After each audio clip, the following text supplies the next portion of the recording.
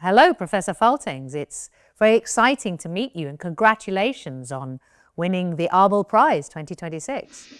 Thank you very much. I wanted to ask you, what was it about mathematics that first excited you, that first made you want to study mathematics? I think it was that there's a clear distinction between true and false. I mean, you either prove or not. Well, for example, in school in literature, there were various ways to think about it and different interpretation and so on. And I didn't like that too much. You were very young, when you proved the Mordell conjecture. I think everyone was surprised. Were you surprised? Well, I was surprised, but maybe Abel was still alive in my age, but he also died, yeah. Well, he died, yeah. Did you feel that you had some urgency, that you should get some work done really quickly? No, I was, in the beginning of my career, I wanted to get tenure so that I could live off my work. And I got this, and then I suddenly got very lucky with the Mordell conjecture. And since then, I'm sort of traveling first class in mathematics.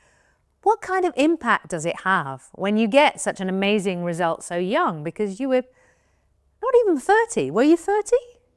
No, when I proved it, I was 83. I was 28. People were surprised by the method you used to solve it.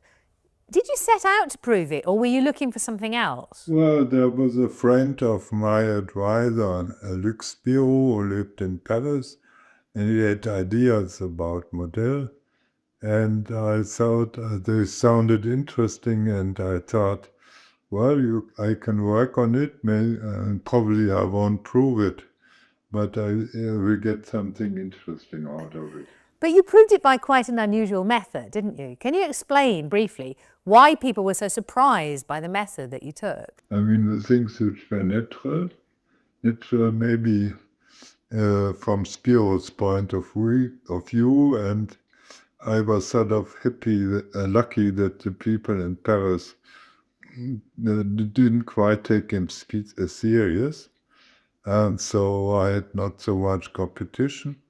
So I did things which were natural from its point of view, and I suddenly was successful. A lot of your great work has been in number theory. To a non-mathematician, that sounds like, but isn't all mathematics numbers?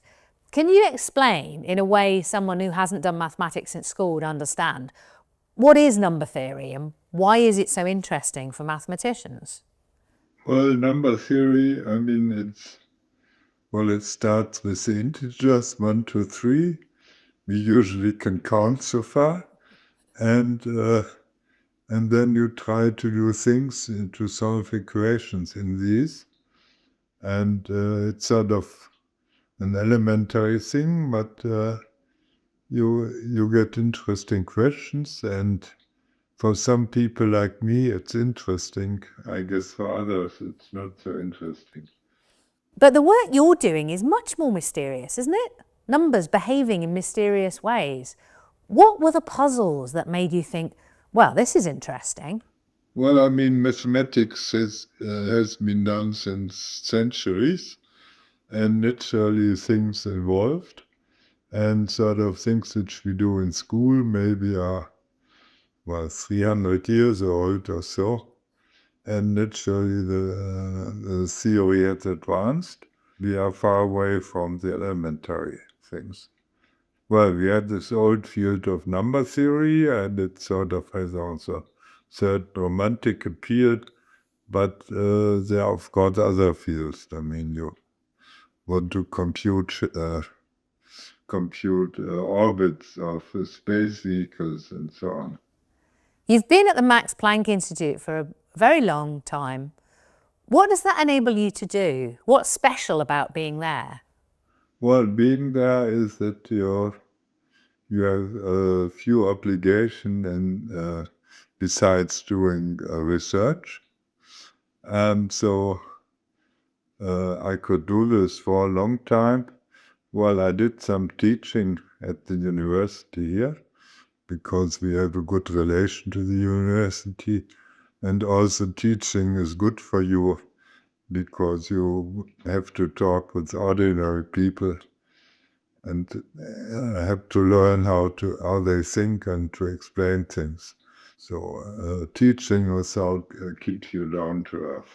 Oh, that's interesting. What advice, if there was a young mathematician starting now, I mean, maybe looking for a PhD subject even, what would you suggest to them? What advice would you give? I think for a young guy, well, my advice has always been not to look what might make you famous. Well, let's say get the Abel Prize, but to do things which you like. I mean, to choose a field which you like and find interesting and then work on this. So finally, you say you're left with the problems you couldn't solve. So what are the problems you're still working on?